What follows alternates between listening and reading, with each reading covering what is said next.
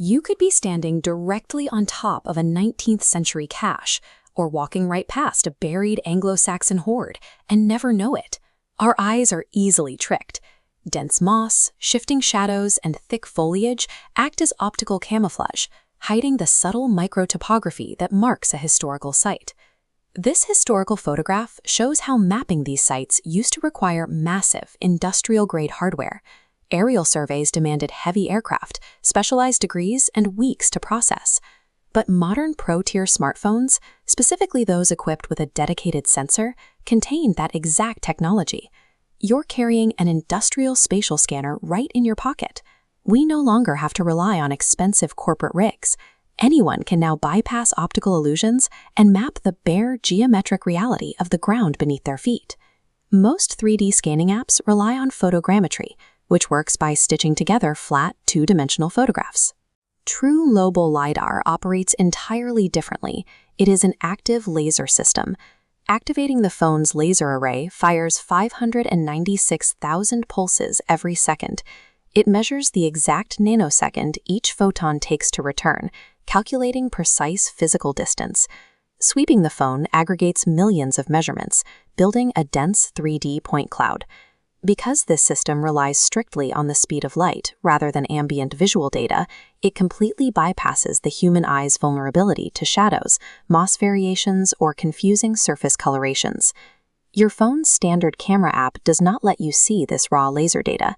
To decode the array, you have to use specialized spatial engineering software. Different tools serve specific tactical functions. Polycam, for example, features a precise measurement utility for calculating the exact internal volume of a stone cavity.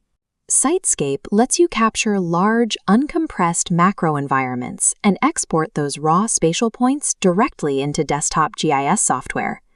If you uncover a highly fragile earthen tunnel that might suddenly collapse or rapidly oxidize when exposed to the open air, Scaniverse uses an algorithm called Gaussian splatting to instantly map its details before the structure degrades.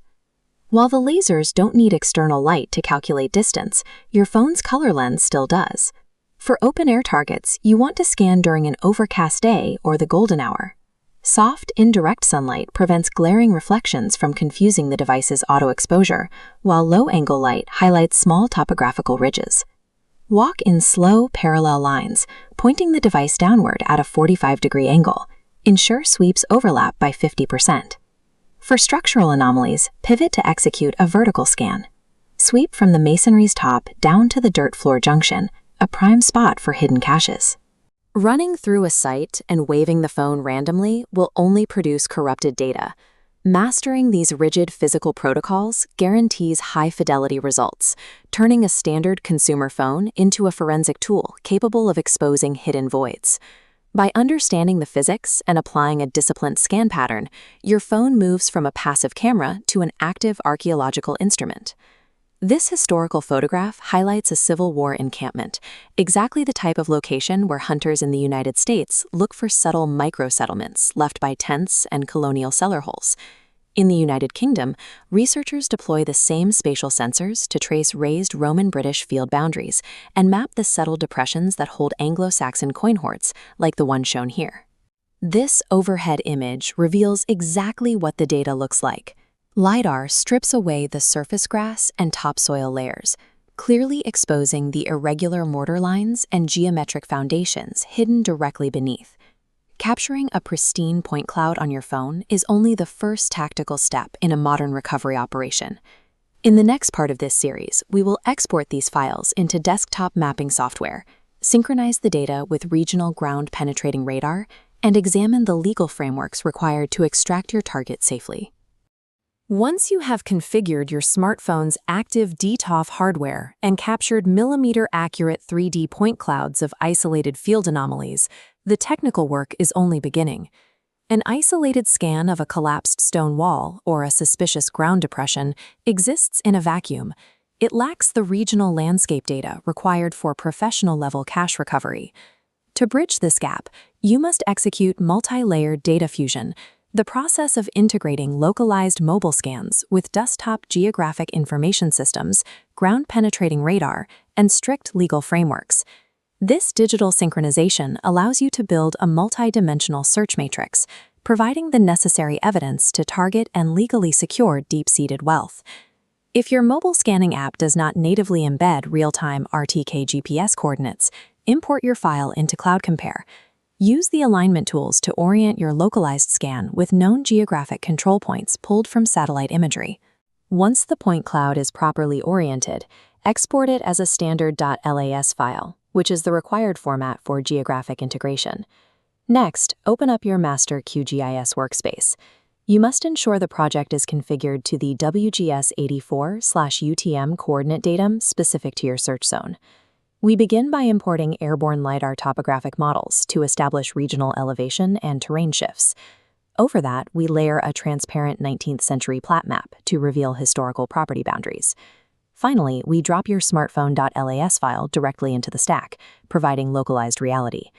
This layered vector stack reveals precisely how a microscopic surface indentation mapped by your phone aligns with property lines established over 2 centuries ago.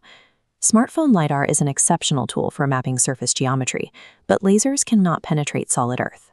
To see what lies beneath the surface, you must execute Subsurface Sensor Fusion by pairing your LiDAR data with a 250 to 500 MHz ground-penetrating radar antenna array. Run the GPR unit in a strict parallel grid directly across the exact footprint you previously mapped with your smartphone. We cross-reference the 2 datasets. The top half shows the 3D surface depression, while the bottom tracks the corresponding radar profile in real time. We are looking for a hyperbola reflection. Here, a massive hyperbola appears at 4.5 feet, aligned perfectly beneath the surface depression. Matching these 2 distinct sensor signatures identifies the presence of a structural void or a buried container, while helping to filter out natural geological strata. Once the digital analysis is complete, the operation shifts from the workstation to the physical field extraction phase. Export your final QGIS project as an .mb tiles or .kkz, KMZ file and load it into professional offline mapping software like Avenza Maps. Your smartphone's GPS positions your avatar directly over your custom map, allowing you to navigate dense terrain to the exact target coordinate. At this coordinate, the final hardware deployment begins, a deep-seeking pulse induction metal detector fitted with a large search coil. Pulse induction detectors are immune to highly mineralized soils and ground salts. Their low-frequency pulses ignore background iron noise to lock onto large, hidden metallic caches. By combining real-time GPS map tracking with deep-seeking detectors, you enable a methodical extraction process, replacing blind digging with data-verified recovery. Identifying a high-yield cache brings significant legal responsibilities. Your extraction and claim must follow the sovereign laws of the territory. In the United States, scanning or artifact removal on federal or national parkland is a severe felony under the Archaeological Resources Protection Act.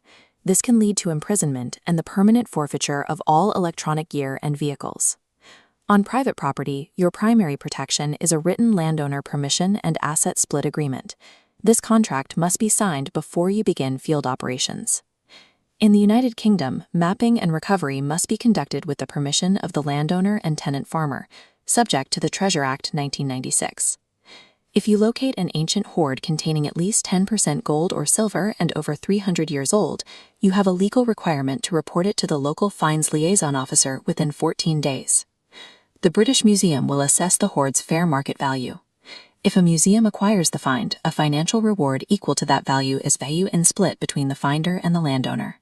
Adhering to these frameworks prevents the forfeiture of your finds and establishes an official historical provenance, which significantly enhances the cultural value of the discovery. By mastering these layers, you have integrated remote sensing and field surveying into a standardized discovery workflow. This system connects 5 critical phases: regional airborne synthesis, local LiDAR scanning, GPR subsurface confirmation, precision metal detection, and legal asset registration. Deploy this ecosystem with precision and protect the shared historical legacy of the soil. Check the description for software links and legal templates to get started.